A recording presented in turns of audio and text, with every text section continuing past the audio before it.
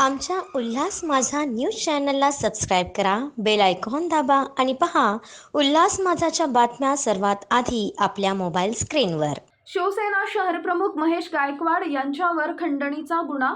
शिवसेना शहरप्रमुख महेश गायकवाड यांच्यावर खंडणीचा गुन्हा.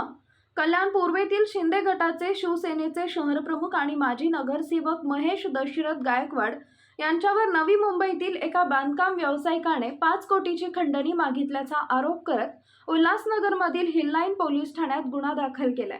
पोलिसांनी महेश गायकवाड यांच्यासह मलंगवाडी येथील 4 ग्रामस्थांवर खंडणी दमदाटीचे गुन्हे दाखल केले.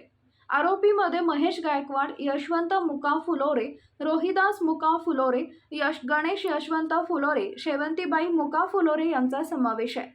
गेल्या महिन्यात भाजप आमदार गणपत गायकवाड यांनी गोळीबार केल्यानंतर महेश गायकवाड 25 दिवस ज्युपिटर रुग्णालयात उपचार घेत होते. तब्येत बरी झाल्यानंतर विकास कामे मार्गी लावण्यासाठी सक्रिय झाले.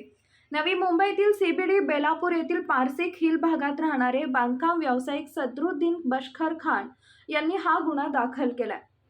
त्यांची FS ग्रुप ऑफ कंपनीज ही बांधकाम कंपनी आहे. ऑगस्ट 2023 ते नोव्हेंबर 2023 या कालावधीत हा खंडणी मागण्याचा प्रकार घडलाय.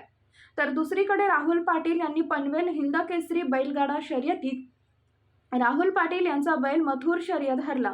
त्यामुळे मोठा राडा झाला, दगडफेक झाली, गोळीबार झाला. या प्रकरणी पनवेल पोलिसांनी गुन्हा दाखल करून राहुल पाटील याला अटक केली आहे. या दोघांवर भाजप आमदार गणपत गायकवाड यांनी गोळीबार केला होता. या घटनेला 1 महिना होऊन जात नाही तोच पुन्हा महेश गायकवाड आणि राहुल पाटील चर्चेत आले. आमच्या उल्हास माझा न्यूज चॅनलला सबस्क्राईब करा, बेल आयकॉन दाबा आणि पहा उल्हास माझाच्या बातम्या सर्वात आधी आपल्या मोबाईल स्क्रीनवर.